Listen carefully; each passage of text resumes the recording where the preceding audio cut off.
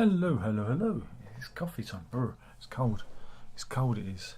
I think I might be able to give you a bit of dog cam. Look, she's all the way over there though. Look, this one like sitting on the sofa. Look, see? There you go. Bit of dog cam. Wonder if I can zoom in. Where's the camera settings app? Maybe we can zoom in. Use the zoom. Zoom, zoom, zoom.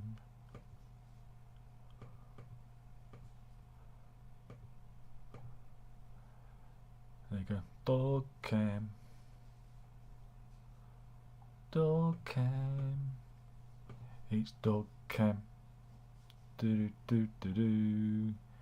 Dog cam. That's why you come here, isn't it? That's enough of that nonsense. Why are we here? I think we're here to have a nosy at the Daily Mail website. Now, one of my old stalkers was leaving comments yesterday saying, you're a tabloid junkie. I'm not.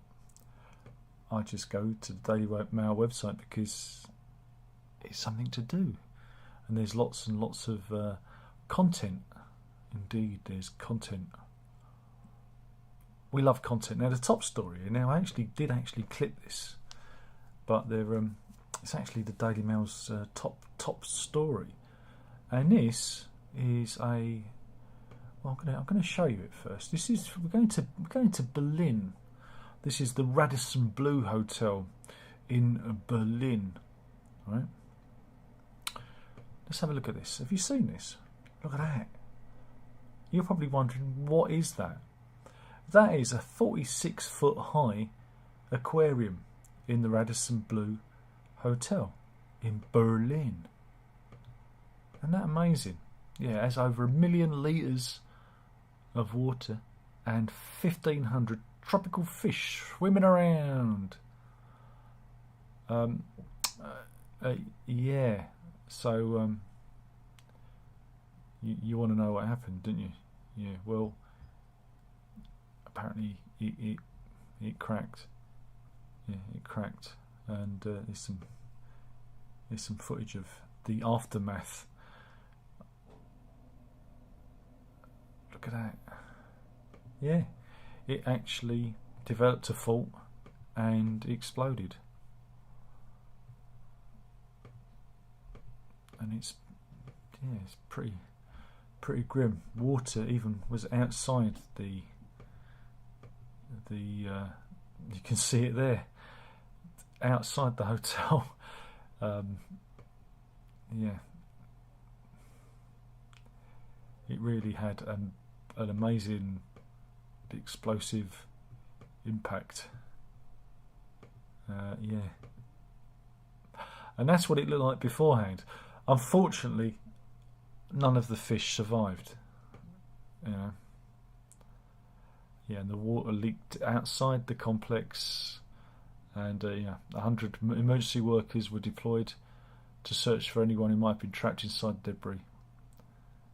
Yeah, there you go. Absolutely shocking. And here's a time-lapse video of the aquarium itself. Look, with all the fish swimming around and people eating there. Now again, I don't know if anybody was hurt. Two people suffered injuries from glass splinters.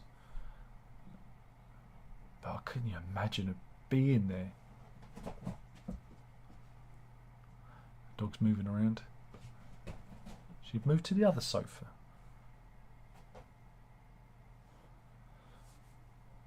So I'm just more interested in the.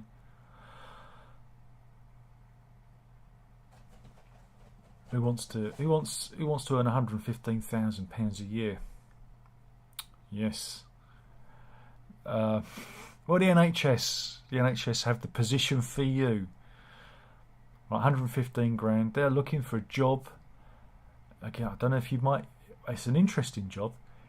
What is the job, Darren? What is it? And are we capable of doing it? Well, this is at the Midlands Partnership. This is an NHS Foundation Trust. part of the Keele University Teaching Trust. It's just gone live. And you can contact Liz Lockett. I wonder if she's small, you can fit her in your pocket. But yeah, you could become, are you ready? Director for Lived Experience. We are seeking an interpersonally talented and strategic bridge builder. So you've got to be able to build bridges as well. Interesting. Surely they're looking for a carpenter, or someone who's got structural engineering experience. The post holder will be responsible for establishing and maintaining the highest levels of lived experience practice and amplifying the voice of those using services within the decision making at all levels of the organisation. I don't even know what that means. Is that even in English? So yeah, 115 grand for having lived experience. Well, I think we've all got that. Yeah.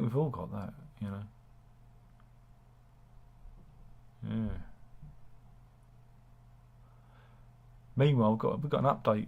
Remember we talked about Evelyn Moore's.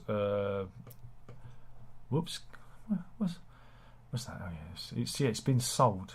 Evelyn Moore's place, the Grade 2 Georgian Manor. It's sold for 3.16 million quids, which is good news for them.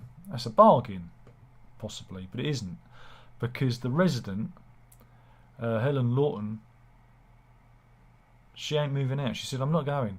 She's actually said, yeah, the Cotswolds mansion sold at auction, and now she's got an eviction order, but she said, I'm not moving.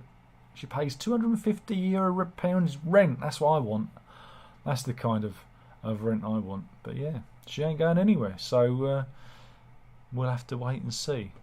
And here she is. This is Lawton.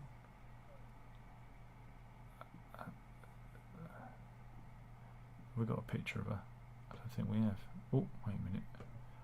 I don't think we have. Have we got a picture of her? No, we haven't. Oh, it doesn't matter. But anyway, we'll have to see if they come. Maybe it'll be on Nightmare Neighbours from Hell on Channel 5. Could be good. Could be. What else have we got? Oh, it's a lot of fallout from Harry and Meghan. I watched 4 episodes.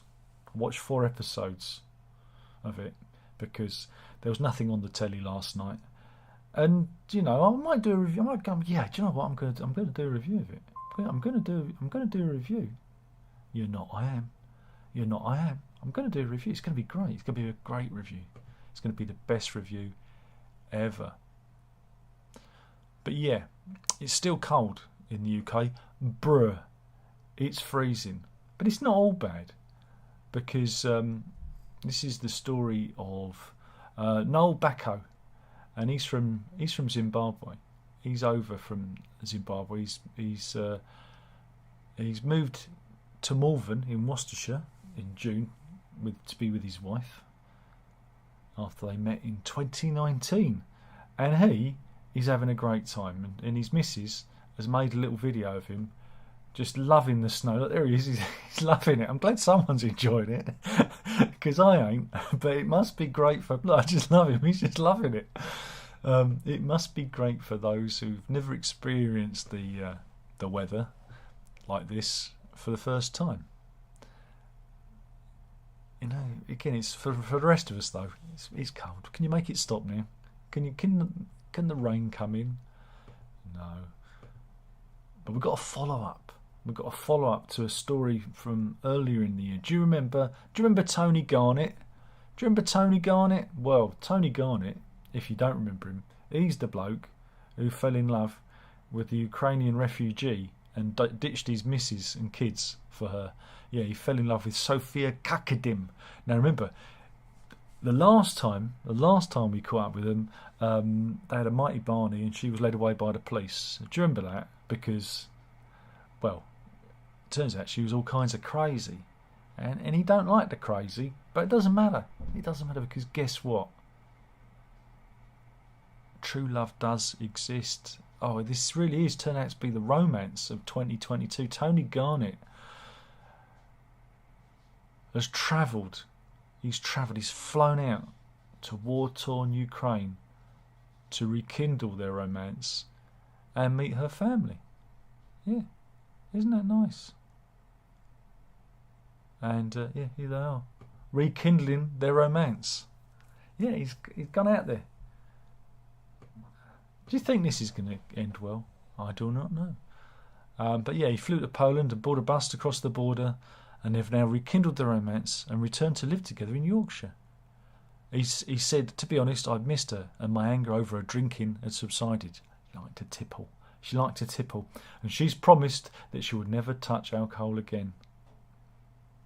Okay, so yeah, we'll see how that works out. Yeah, but hey, romance isn't dead; it's very much alive. Yeah. Meanwhile, some might say it isn't. We got Who Wants a Florida Man story. Yeah, this is the story of Richard Daniel Aitchison. This is his mugshot, and he looks like a Florida man, doesn't he? What did he do? I'm going to tell you. Just steady on there. Well, he was arrested on Monday at his home in Fruitland. Yeah, he lives in Fruitland in Memphis, Tennessee. I went to Fruitland. Do. That's Paul Simon, and it wasn't Fruitland, and it wasn't in Memphis, Tennessee. Fruitland is in Florida, right? He was arrested, right, for bashing his wife with a Christmas tree because he became enraged when she asked him to help prepare dinner.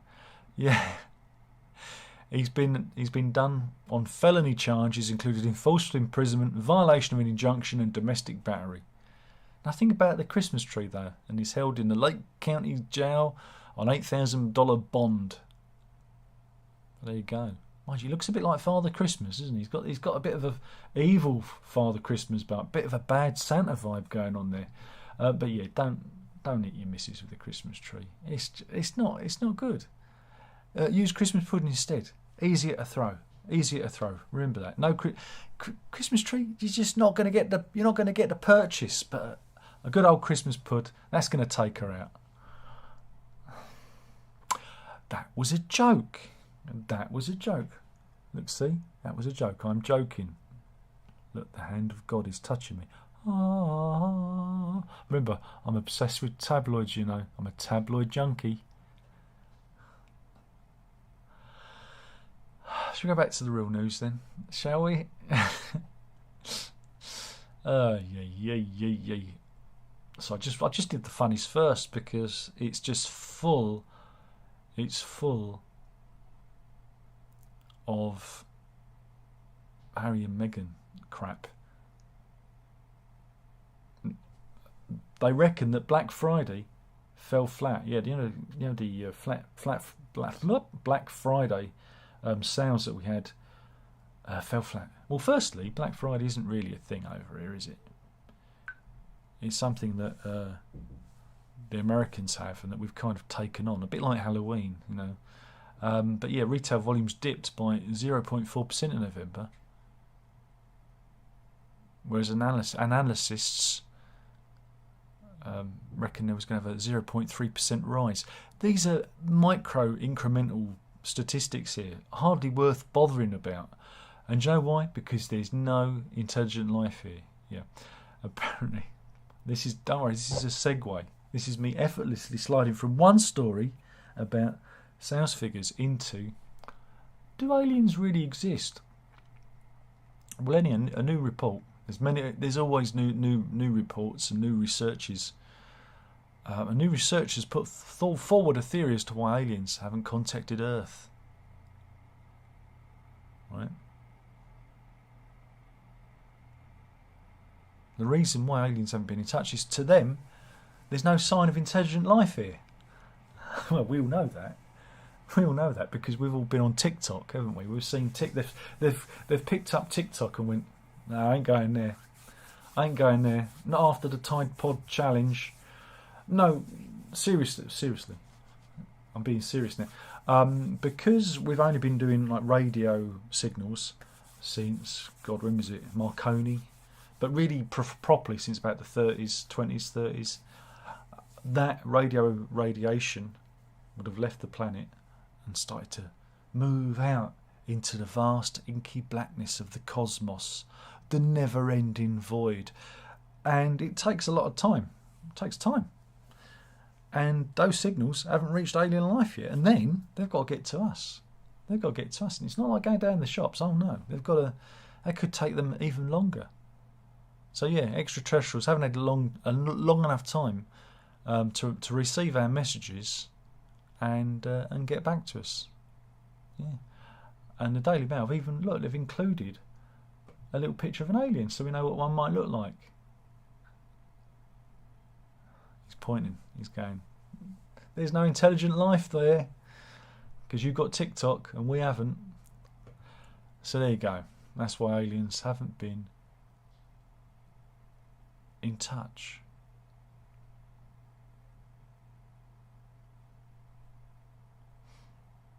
What else have we got?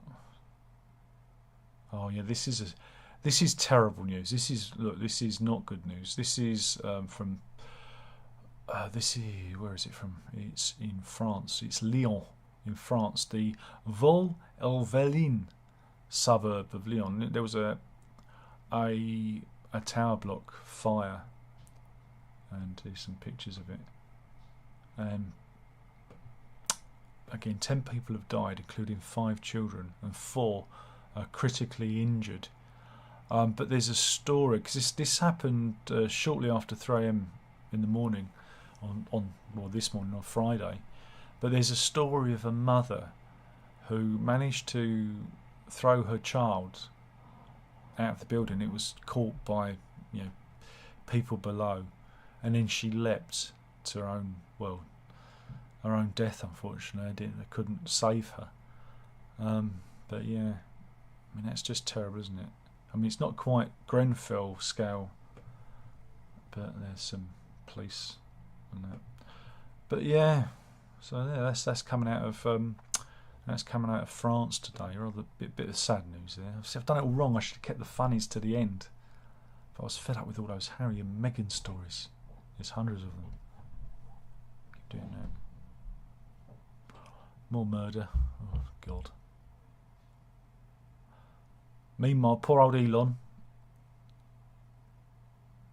Let's see if I do that. It looks kind of dramatic, doesn't it? The lighting, look.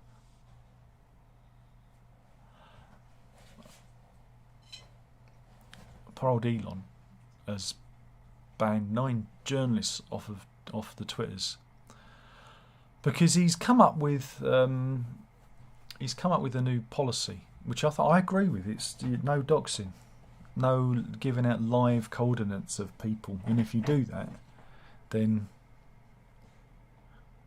you're going to lose your account. And 9 journalists, he reckons, have done that to him, and here he is. He's saying, "What? What I do? I didn't do anything." That's what he's saying, and I think it's a quite good policy actually, because of the swatting and the doxing that happens via various medias. I should really pull the curtain, shouldn't I? It's at one of those awkward stages. If I get close like that and then pull out. Yeah, that go. Does that work? I've got to kind of lean forward, and I can't read the screen. It looks a bit like I'm doing that ASMR stuff. Are you listening? Are you listening closely?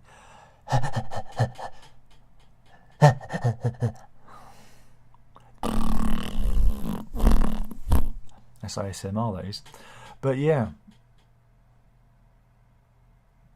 So yeah, he's gone on a bit of a Twitter banhammer spree, and people are saying, well, he doesn't believe in free speech. So, well, he does. Just no doxing. It's fair enough. Meanwhile, let's go to Stonehenge, where the demons dwell. Stonehenge. We've found some stones, polished stones. Here we go. At a burial mound near Stonehenge. There it is, look at that. And you're probably thinking, they're nice pebbles. Why are you showing them? Well, archaeologists from the University of Leicester, that's Leicester, detected metal traces of gold on their surfaces. And you're probably thinking, oh, okay. And here's the picture of the gold deposits. Right, there you go. Very small amounts of gold on them, but of course this is not naturally occurring in these stones. And they reckon that these stones were actually highly polished because they were they reckon they could have been part of a 4,000-year-old goldsmith's toolkit. Yeah. They reckon it might have been used, those stones might have been used to fashion gold ornaments, but like using rudimentary metalworking. Yeah, they've been buried in a Bronze Age grave in the village of Upton Lovell in Wiltshire, and were first excavated in 1801. But again, further studies have shown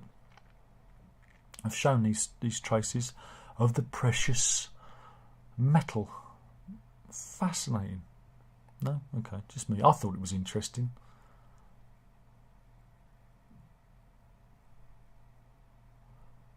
Meanwhile, let's do political news. MPs and peers on parliamentary trips abroad have asked for directions to the nearest brothel, hired sex workers, and failed to attend meetings after drinking heavily, it's been revealed. There's been fresh scrutiny over the activities of the all-party parliamentary groups, and they know how to put on a party by the sound of it, which many have dedicated to single causes or individual countries. Yeah, there you go. One former Tory MP, who's now a member of the House of Lords, asked hosts for directions to nearest brothel while on an APPG visit to Southeast Asia. A fellow parliamentarian told the Politico website, who's investigating these claims. Another Conservative MP and former minister was claimed to have rudely stayed on at the end of APPG trips and linked up with young women. Yeah, it's all right, isn't it, I suppose. And a senior Labour MP, Corbyn, has shown a liking for Russian girls. Well, that's obvious, isn't it? While a former Tory MP said to hire a sex worker on a visit to China. China. The problem with that, though, is if you're in China and you hire a sex worker, 20 minutes later you want to hire another one. That's an old joke, and I'm going to keep on doing it. It's about eating Chinese food. Because you eat it and then you fancy more. I'm explaining the jokes.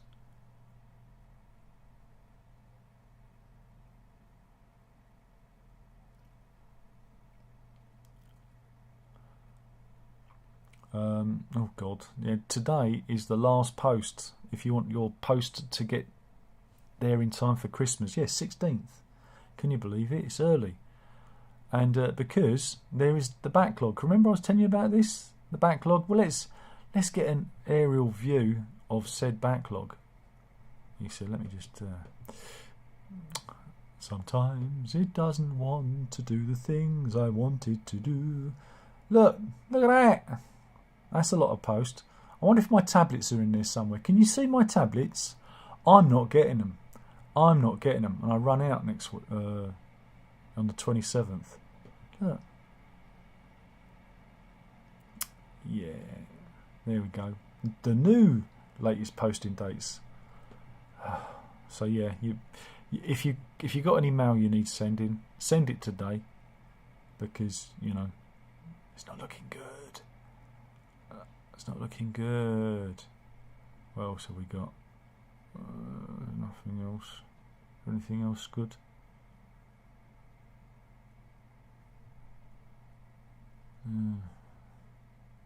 Science of perfect gravy? Yeah.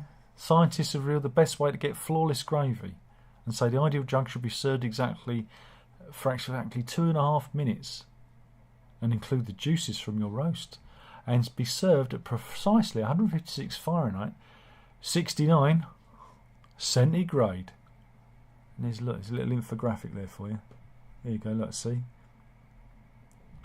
115 millilitres in volume, enough to coat the centrepiece and all the trimmings. Sorry, it's coming out of the. You get the instant gravy. Get the gravy granules. I'm afraid I'm not messing around. I used to, but in the old days we used to have a gas hob, and so I used to do gravy on the hob because I could warm it on, the gas hob on low and warm the pan and use the fat, and the burnt bits in the bottom of the pan with the. But you can't do that on the hobs we've got now. We've got one of those halogen hobs, and if I do that, it starts beeping at me. You go beep beep beep beep beep. Don't like it. Beep beep beep. It's telling me what to do, so I can't do it. But don't worry. There's also another article here, right? Just in case you're completely stupid. You've had gravy. Now you can. The best way to eat a chocolate digestive biscuit, according to science. Remove the biscuit from the packet, obviously, otherwise the packet's going to get wet when you dunk it. Bring it forward towards your mouth because that's where it goes. Chocolate side facing up. You don't eat it chocolate side down. That's stupid. As you take a bite, turn the biscuit over so the chocolate's facing down. That's just stupid. Take a bite with the chocolate directly hitting the tongue first. And if you're by yourself, eat initially with the mouth open to hear the crunching of the biscuit, which makes the taste sensation even more memorable. Chew slowly after the first mouthfuls to maximise the full taste experience. Nothing about dunking it in your tea. The Philistines. Absolute Philistines. Meanwhile, if you think the post is slow, let's talk about Kerry Kinsella from Dublin, a 30-year-old. Here she is. She's kind of doing... Is that duck face?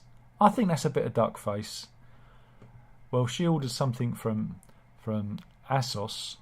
I think that's a fashion... Isn't that a fashion thing? And she got this notice. It said, we'll get your order delivered ASAP. Yeah, 803 working days.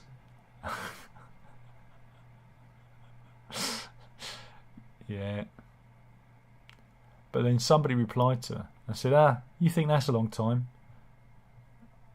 I've got 1,243 working days because there was a glitch on the ASOS system. So, no, everything was fine. It was just a software glitch that was causing that. So, yeah, there you go. It's just a funny little story there. Funny little story. In case you wanted to know.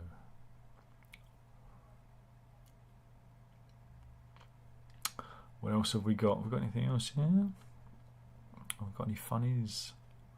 That's not a funny. That's a horrible one.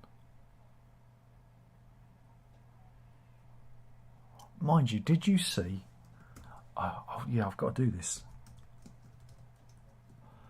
because it's not on there.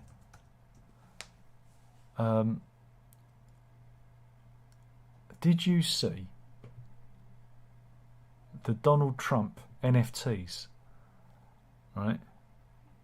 Yeah, he's brought out a load of NFT. Well, they call them trading cards, and you see the Trump in different poses.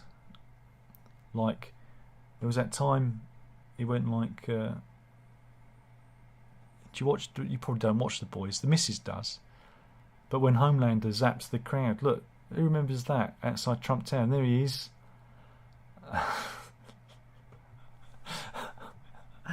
Yeah, this is...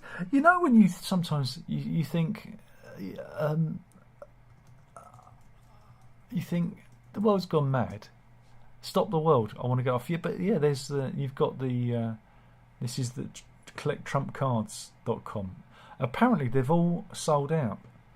And each digital trading card is not only a rare collectible, it enters you into a sweepstake to win thousands of incredible prizes. And they're only $99 each. $99 each. And who could forget that time when Trump went to space? What? Yeah. Then you've got him playing golf and being like Donald Trump from The Apprentice. You're fired. I remember that. I used to like that. Look, and you can actually get a Zoom call with him. It's just bonkers. What's called? No, people did it. Oh, you got a little. Oh, this is even better. You've got a little. Look. What's your favourite Trump NFT? La la la la la. I like Super Trump myself. In fact, I had a Super Trump before I came on. In the UK, to Trump means to fart. There you go. I'm just going to leave this running. There you go.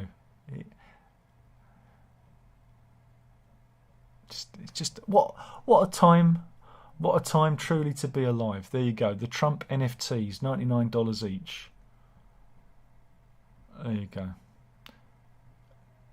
Now, I want to do this. Oh, what time is it? Don't care what time. I think I've got more time. Amanda Ware from Arkansas. She's 43. She's quit her job to become a professional Christmas tree decorator.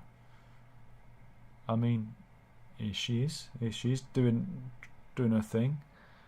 On TikTok, of course, and yeah, she can. There's a tree. Look, I could do that. Using the live camera. I can show you. Look at my Christmas tree. Look, it's the same one every year. Wait a minute, who's that over there? Hello, Layla. I must stop calling you the other dog's name. Who wants some sun? Look, there you go. Hello there. And yeah, look, see, I could look. Give me £1,000. Give me £1,000. Mind you, my angel's missing a wing. Don't know, where did it go? We'll never know. Yeah, but yeah. So she is charging $1,000 to decorate Christmas trees.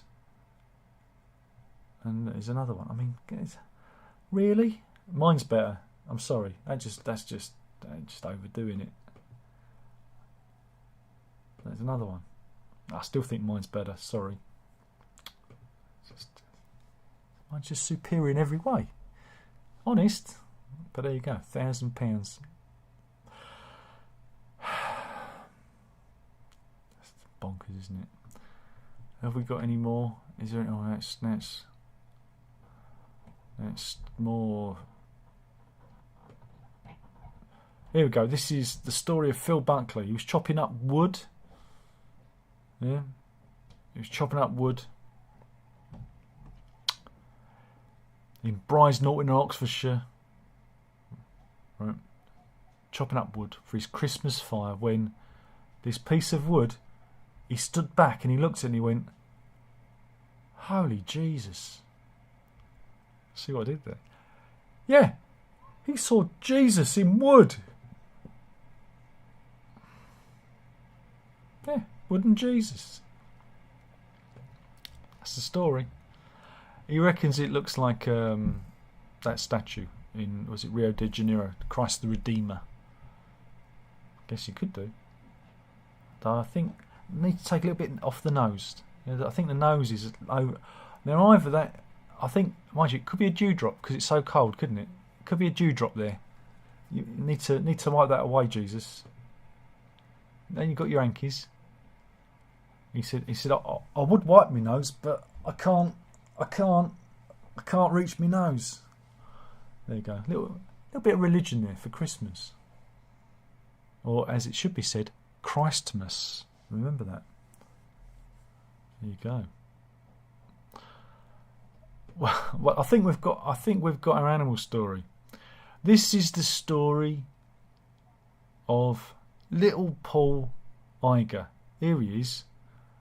He's upset, right? You're probably wondering why he's upset, right? He was on the edge of Lake Edward in Uganda, and when you see, they might be tears of joy, but whilst he was there, right, he was grabbed, right? Not by a hippo. Not this hippo. This is just a file image, just to get you an idea what a hippo's mouth looks like. He was grabbed by a hippo, right? Snatched.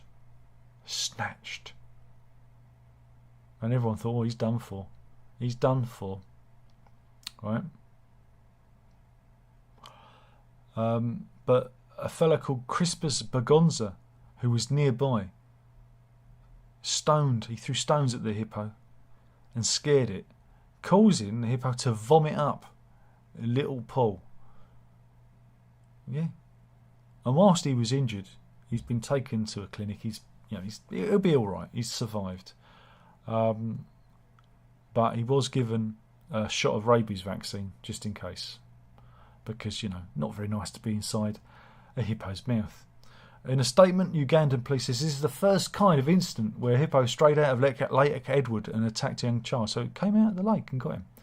And police told residents of Katwe Kabatoro Town Council, which is located within the Queen Elizabeth National Park, to remain vigilant around the hippos, because maybe they've got a taste. They've got a taste a little of the little fella, little Paul. There you go. So there we go. Hippo swallows little kid. Guy throws stones at it, spits him out. I think it's a Christmas miracle, don't you? I think we'll end it there. God, that was terrible. It was really bad today. I'm sorry. I can only apologise. I just 12 people in. And Dan's in. Dan!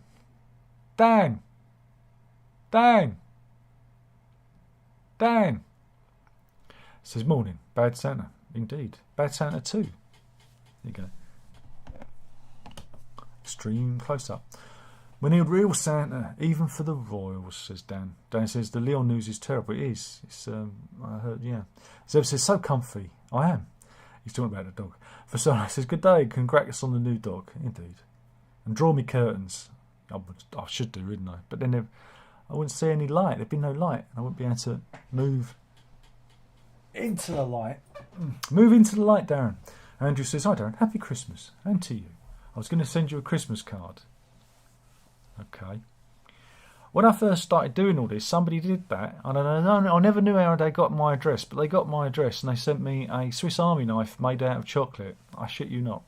It was nice of them, but I still don't know how they got my address because it wasn't publicly known at that time, because we were renting. How's the nurses' strike going? Well, I don't know, because I'm not ill. Fasana says, Jesus is seen in a piece of wood in Oxfordshire, indeed. G-Man says, hi Darren, how goes it? Was feeling especially cold in here. I thought it was going to be because it's currently -5. Then I realised I had the window partly open. Just let the air circulate. Had a curry the night before, that's why. It's 1 degree here. But as I said to the missus this morning when I got up to take the dog for a walk, I said it's a lot warmer than yesterday. It's -4. It was -6 yesterday. So it's warming up. It's warming up. But yeah, no nice... Well, it is a nice animal story because the hippo spat him out. Anyway, hopefully you've enjoyed that. I'm sorry. I know. I'm a tabloid junkie. That's my new title, everyone. Tabloid junkie. And you have to explain to people, I don't condone the Daily Mail for some of the stances it takes, but I use it because it has a multitude and variety of stories that I can comment on. No other tabloid does that. If you go to Express, it's all Brexit this and Brexit that, and the other tabloids, the Sun and the Mirror, they're not as good. The Mail gives me a wide range of stuff, from economics to entertainment, to politics. It gives it a broad range, so it gives me a lot to steal from. Have a nice day to you too, Zeb, and we'll do this all again soon. And thank you for watching. That was the news. You better drink it up. Ta-ta.